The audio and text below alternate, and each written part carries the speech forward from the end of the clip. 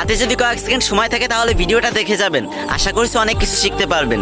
একটা যুবক নতুন বিয়ে করলো, তারপর দিন স্ত্রী স্বামী একসাথে খেতে বসলো। তখন একটা ফকির আসলো। ফকিরটি অনেক ক্ষুধার্ত ছিল এবং কিছু খাইতে চাইলো, কিন্তু স্বামীর রাগান্বিত হয়ে ভিক্ষুকটিকে অকাট্য ভাষায় গালিগালাজ আর অপমান করে তাড়িয়ে দিল। ভিক্ষুকটি অসহায়ের মতো চলে গেল। কিছুদিন পর স্বামী স্ত্রীর মাঝে অনেক ঝগড়া হলো, তাদের সংসার ভেঙে গেল। স্বামী স্ত্রীকে তালাক দিয়ে দিল এবং স্ত্রী তার বাবার বাড়ি চলে গেল। অনেকদিন পর মেয়েটিকে তার বাবা অন্য একটা ছেলের সাথে বিয়ে দিল।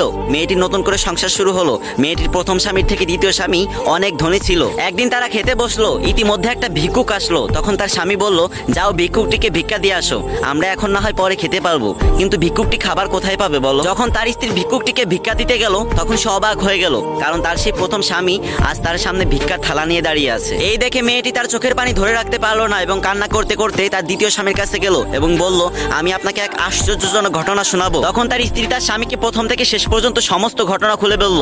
তার স্বামীও চোখের পানি ধরে রাখতে পারলো না আর বলল, আমি তোমাকে এর থেকেও বেশি আশ্চর্যজনক ঘটনা শোনাবো। তখন স্বামী স্ত্রীকে বলল, আচ্ছা তোমার মনে আছে তোমরা একটা অসহায় ক্ষুধার্ত ভিক্ষুককে অপমান করে তাড়িয়ে দিয়েছিলে। তুমি হয়তো শুনে অবাক হবে যে সে অসহায় ভিক্ষুকটি আর কেউ না, তোমার সামনে দাঁড়িয়ে থাকা তোমার সম্পদশীল স্বামী। এই ঘটনা থেকে আমরা এটাই শিখতে পারলাম, আল্লাহ চাইলে মুহূর্তের ভিতর বাদশাকে ফকির আর ফকিরকে বাদশা বানিয়ে দিতে পারে। তাই টাকা পয়সা ধন দৌলত কিছু ফ্যান ফলোয়ার্স নিয়ে অহংকার করো না ভাই। আল্লাহ আমাদের সকলকে বুঝার তৌফিক দান করুক, আমিন।